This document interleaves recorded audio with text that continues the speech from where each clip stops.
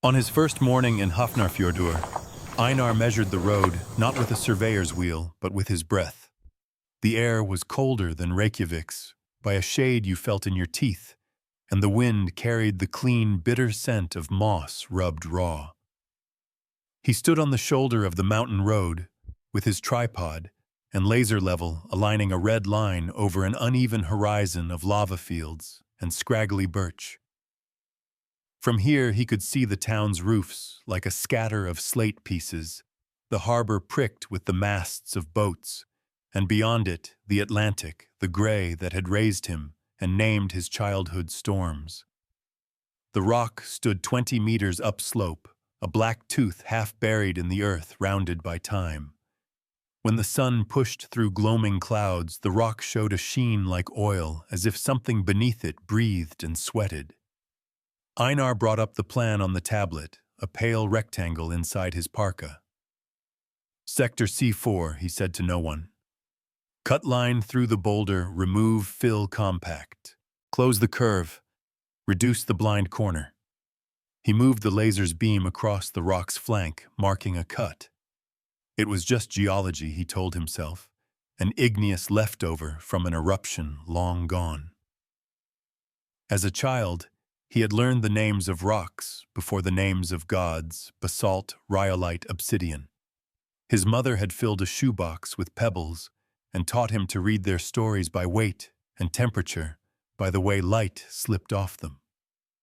It was an honest language.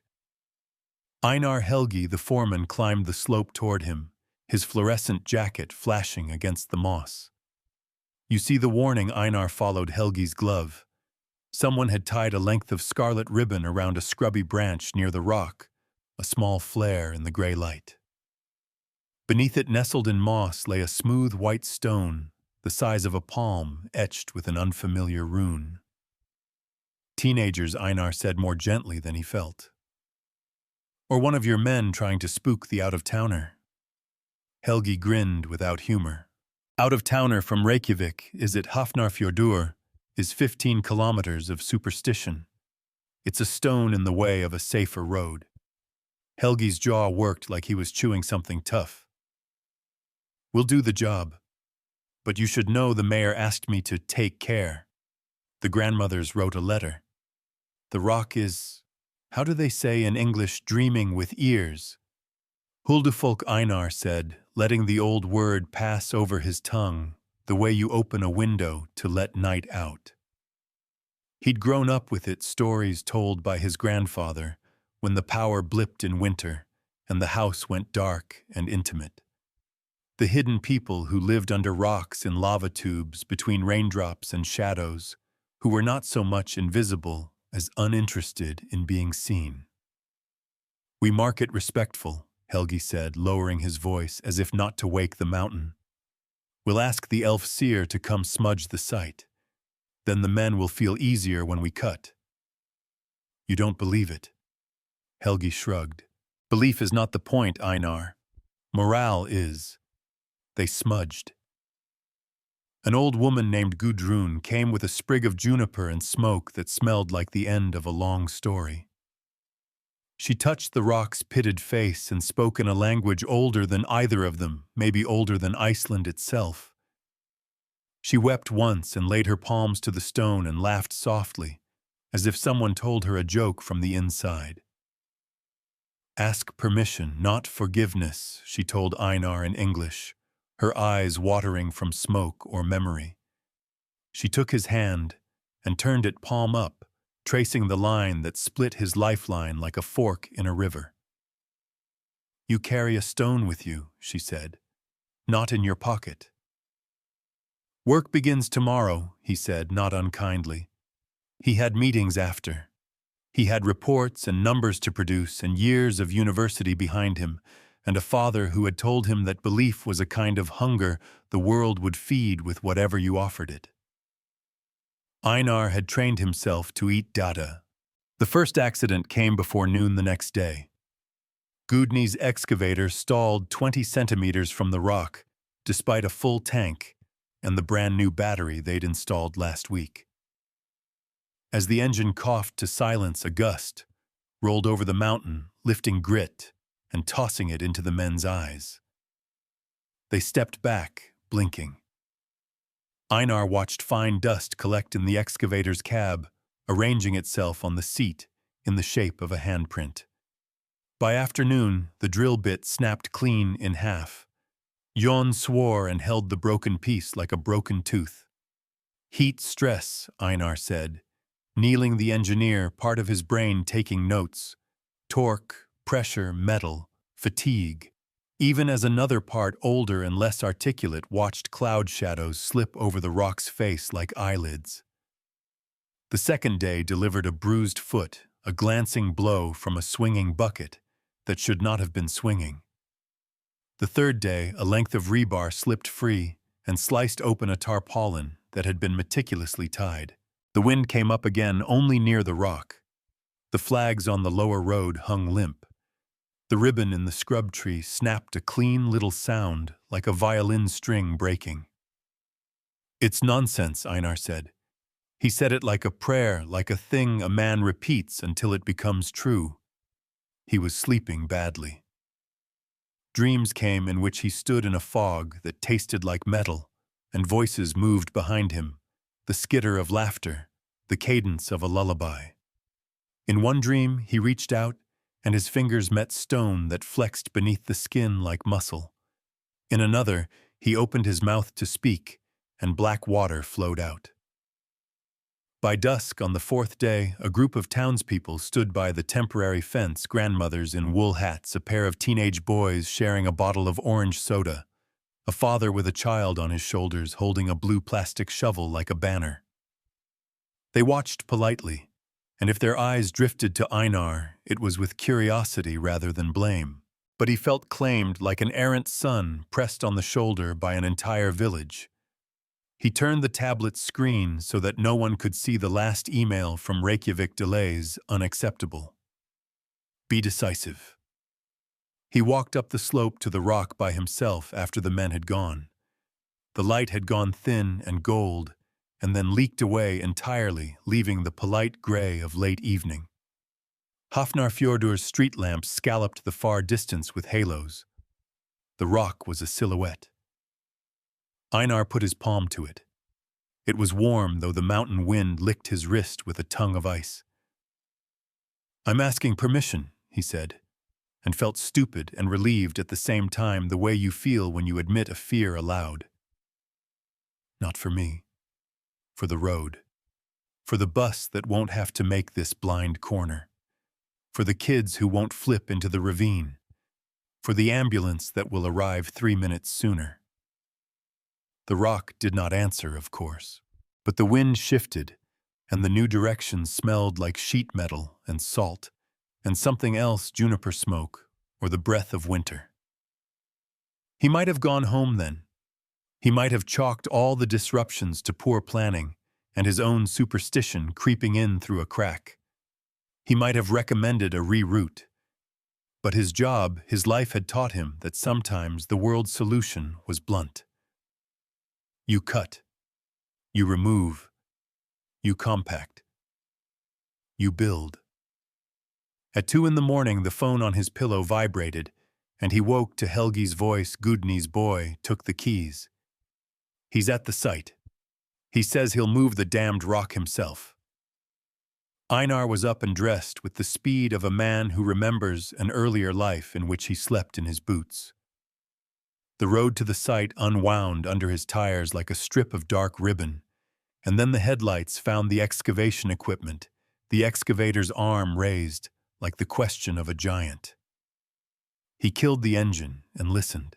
At first, just whined the distant sea's stubborn exhale, then a high mechanical whine. The excavator's teeth gnawed at the rock, and sparks fell like a brief orange snowfall. "Stop!" Einar shouted.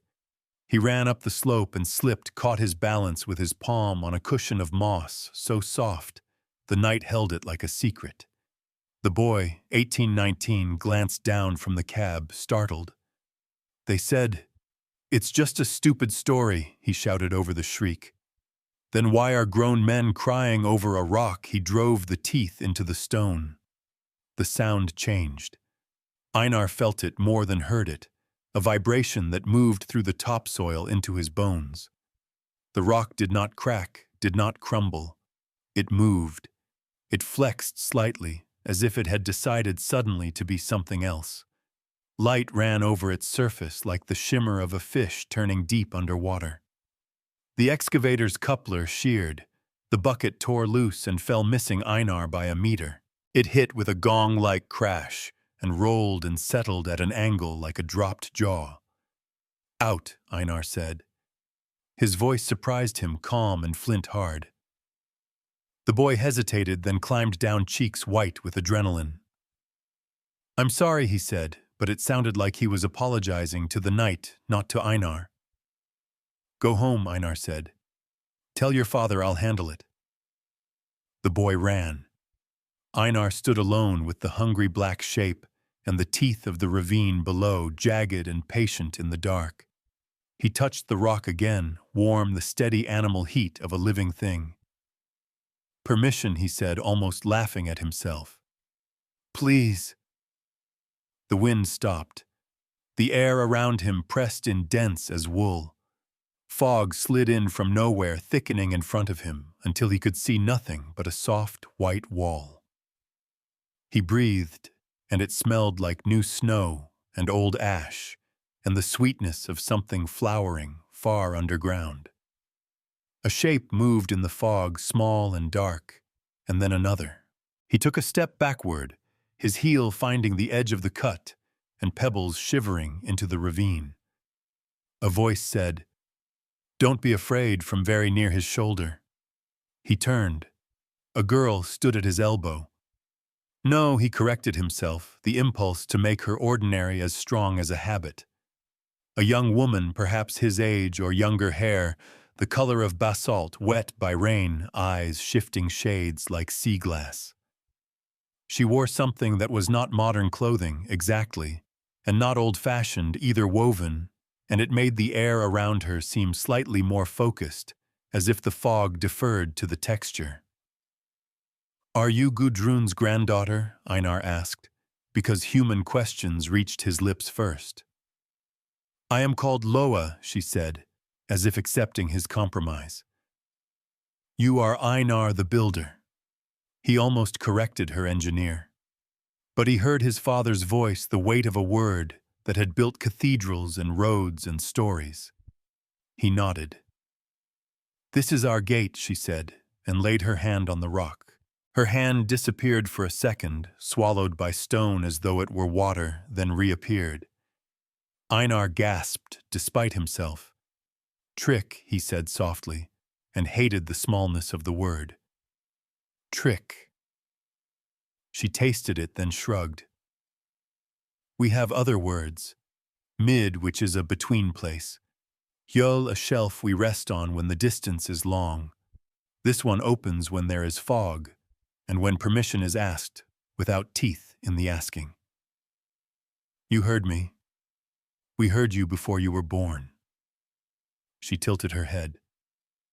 "When your mother crossed the harbor at dusk with you in her, and ate an apple that tasted like the sea. When you fell from that wall at 7 and didn't cry. When you forgot the sound of your grandfather's breath." He swallowed. "You're saying it because I look like a man with those stories. You'd say different things to Helgi." "Helgi would not be here at night," Loa said, which was true, and if he were, the fog would fall differently for him.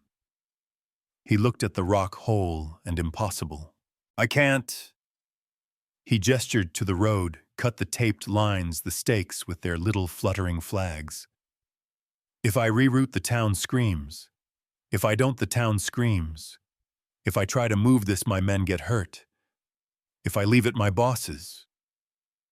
He didn't finish the sentence. It had too little air.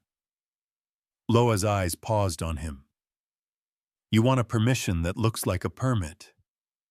You want ink. We can't give you that. But there is a price for everything, Einar the builder. Even for not doing." He felt anger, then sharp with a relief he'd have been ashamed to admit. Why should I pay? You live under our rock and borrow our fog and frighten our men, and I must put my name on a decision because you want a door left standing. Loa didn't flinch. Because we paid when you came. We bent roads around our gates.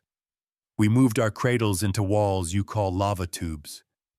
We taught your grandmothers to leave bread. We sicken when you poison the moss. You sicken when we open the door in a storm. That was the bargain: mutual nuisance, mutual shelter. You call it superstition, because the word keeps your ribs safe from the pressure of believing. We call it courtesy. The fog opened, or he stepped. He could not later say which.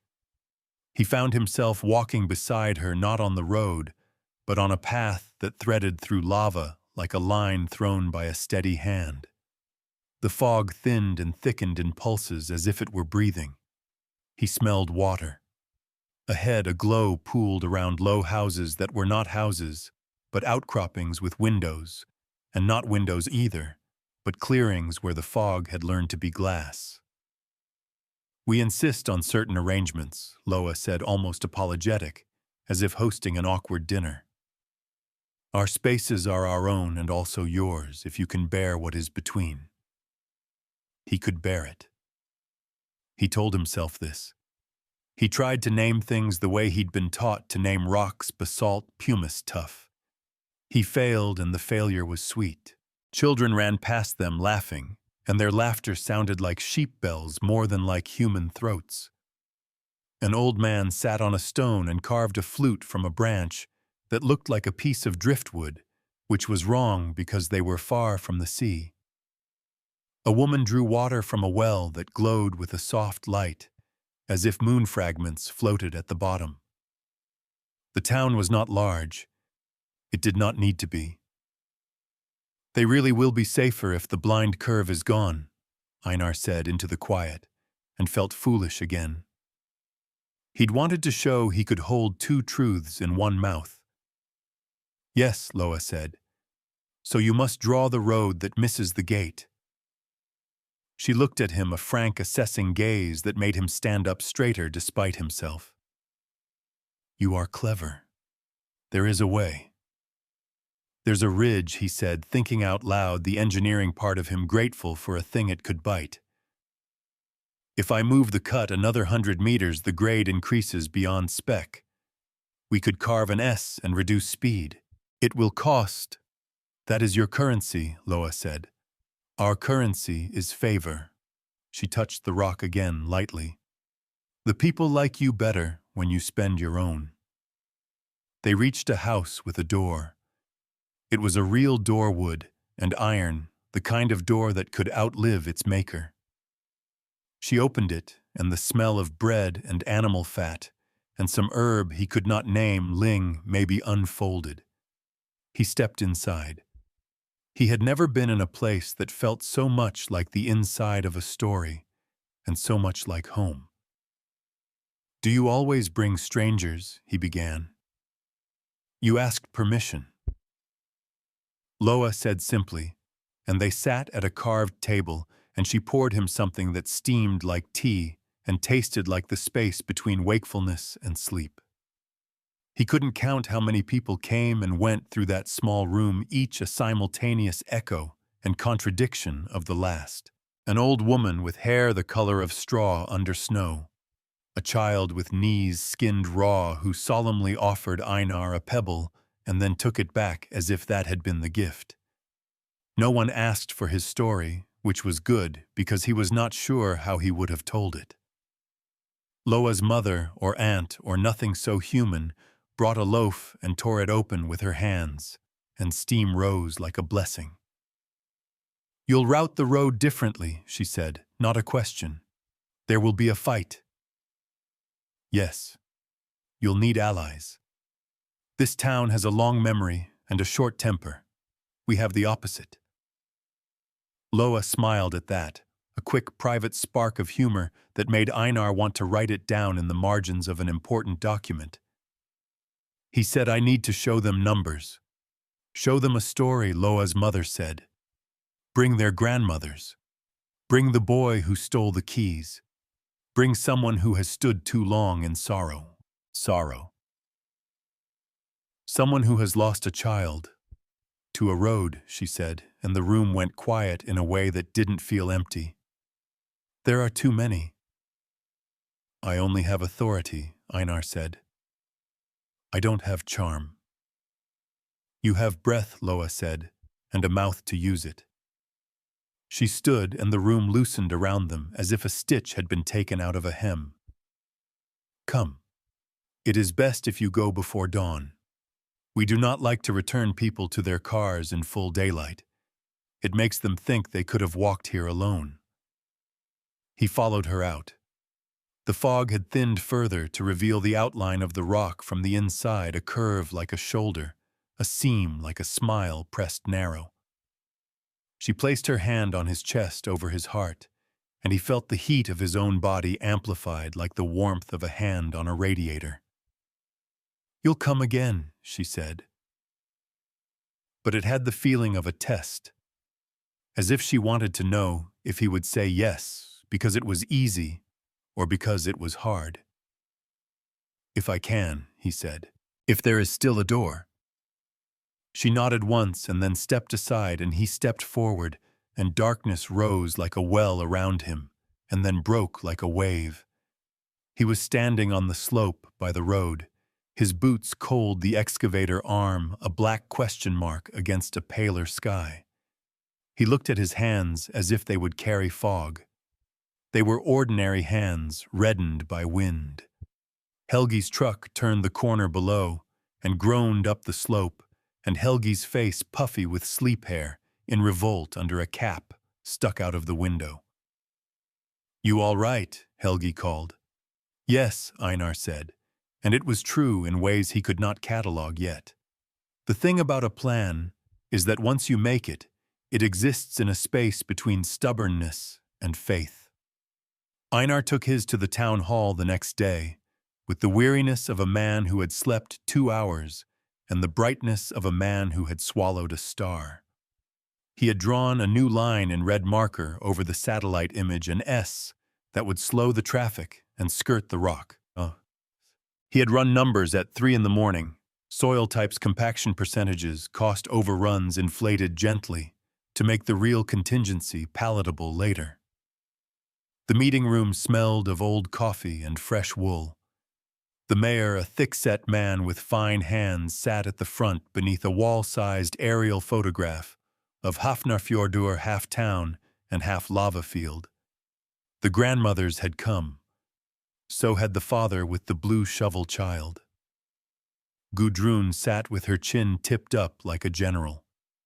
The boy who had taken the keys, Arnar, Einar had learned his name, stood at the back with his hands rammed in his jacket pockets, cheeks pink. We asked for expedience, the mayor said, tapping a stack of papers with the edge of a fingernail. We did not ask for charm. I'm not charming, Einar said. I'm practical, and I don't want to cut the rock. A murmur ran through the room, surprised and relieved and skeptical all at once. This design reduces speed at the corner, Einar said. He spoke clearly and slowly, like a priest with a liturgy. It keeps the rock. It extends the project by 2 weeks. It adds. He named the money faintly, the way you tell someone about a cousin who borrowed and never repaid. But it does not risk men's hands breaking. It does not risk the town's faith breaking. And it reduces accident probability by 32% because of an S. The mayor's mouth tilted wryly, but his eyes were curious. We are too slow. We are to curve again. Because of the land, Einar said. The S respects what is already here and insists cars behave accordingly. You sound like my mother, one of the councilwomen said, and some of the room laughed and some did not, and Einar let that pass, because it made him feel less like he was standing alone on the slope at 2 a.m, talking to fog. Numbers, someone said from the back, not unkindly. Where are the numbers? Einar had them. He projected and pointed. He described sight lines and inertia, and the angle of banking needed to keep a bus upright in sleet. He told a story of a curve that was also a courtesy. He did not say the word elf. He did not deny it either. Gudrun watched him with an expression that looked disconcertingly like pride. When he finished, the room did a human thing, coughed and shifted, and tried to find its opinion. The mayor looked at the photograph of Hafnarfjordur as if the image might answer. He rubbed his forehead with his thumb and pressed a small mark there, as if to mark this thinking. "You will be blamed if the cost is unpleasant," he said finally. "Yes, you will not be blamed if it works." "Yes," Einar said again, and smiled without humor. "That is the work of all builders." "I lost my brother on that corner," a woman said suddenly from the second row. She had a face like a cliff, beautiful and forbidding. "I don't care about elves. I care about curves. If this is slower, I will fight for it." "It is slower," Einar said. He could feel Loa's hand on his sternum like a memory of heat, and it steadied him. The vote was not immediate. Democracy has its theater, and some of it must be performed, or the audience feels missing. But within a week, he had his permission. He put in a call to Reykjavik and took the blame. No, not blame, he corrected himself. The responsibility. The project shifted like a great animal rolling to lie on its other side. The work was not easy. The weather turned mean out of nowhere, pelting them with wet snow that stuck to eyelashes and muffled curses. A compactor died and had to be resuscitated with parts from a machine older than Arnar. The men were jittery until Helgi told them that an S was like a prayer, said properly, each syllable in its right place. Only Gudni refused to work the slope after dark, and Einar said that was fine and meant it. He went back to the rock twice at dusk to lay his hand on it. Once Loa came soundless as a seal rising, once she did not. He did not try to open the door alone. The second time she said, "Your mouth has learned new words." I presented an S like a parable, he said, amused at his own pride. Engineers and poets want to put a shape where there is a need, she said. We are kin that way. He thought about that later, lying in his rented room above the bakery, where morning came in the form of bread smell. He slept more deeply. The dreams were not free of strangeness, but their strangeness felt earned, not imposed, like walking into a museum and finding your own face painted on a 100-year-old canvas, and thinking, of course, I was always going to be here. The S took the better part of a month. The day they painted the lines, a wind came that was not the mountains warmer by a shade, and it brought a ribbon of fog with it that lay along the ditch like a cat curling in an old bed. The townspeople came again to watch. The grandmothers wore bright hats. The mayor came with a thermos and poured coffee like a penance. The girl with the blue shovel had painted a rock with a face and now declared it an official sign. Arnar stepped forward and whispered to Einar. I told the rock sorry, and Einar said, Thank you, because there was nothing else that would respect the shape of the apology. They opened the road at dusk. Einar stood at the inside of the S's first bend, just above the rock. The fog lifted and folded delicate. The first bus came slow, its driver leaning forward, a tension visible in the angle of his neck. He took the S, properly braking where the sign told him, accelerating where the line invited. The bus eased past the rock and then past Einar, and the driver honked once, a sound like a small animal's bark and a man's laugh combined. A car came too fast, then a boy in a rusted hatchback, who had likely sped this road so long, his blood thought of it as straight. He hit the S, braked hard on instinct, fishtailed, corrected, and then miraculously let the steering wheel go. The car found the shape. It swung through trembling but upright grace, arriving, because the road had been taught how to offer it.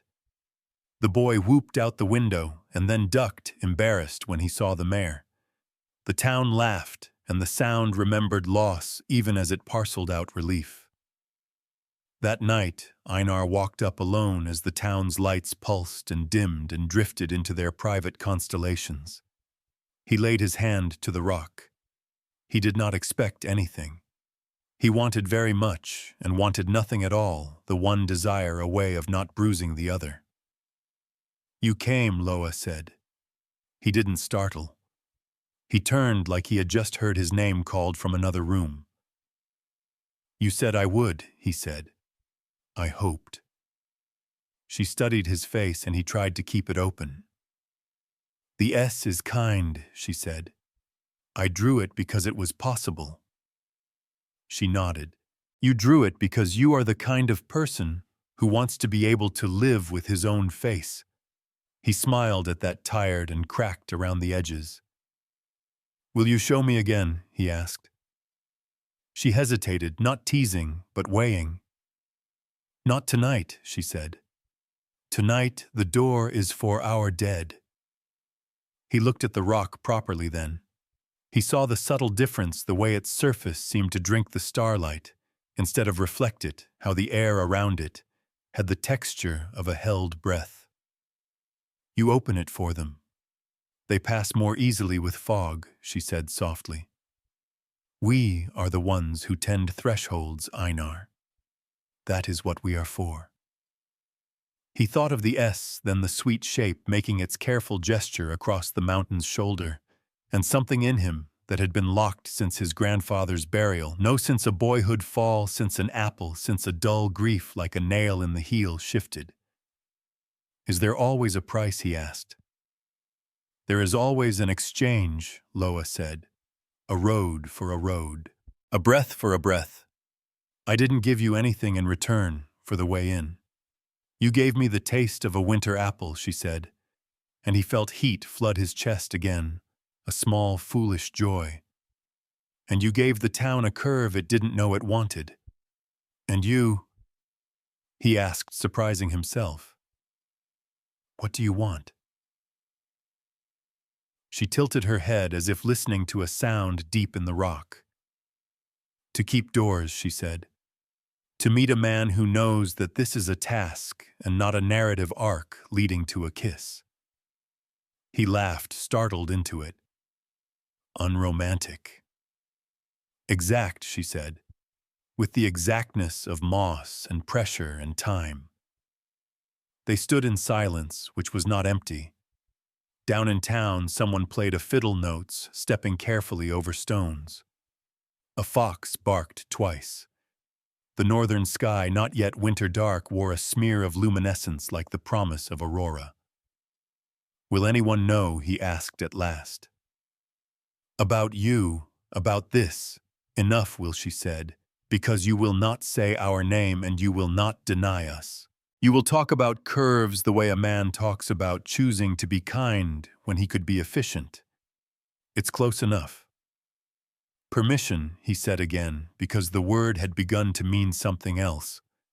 "I will always ask, and sometimes we will say no," she said, smiling without showing her teeth. "And sometimes we will ask you in."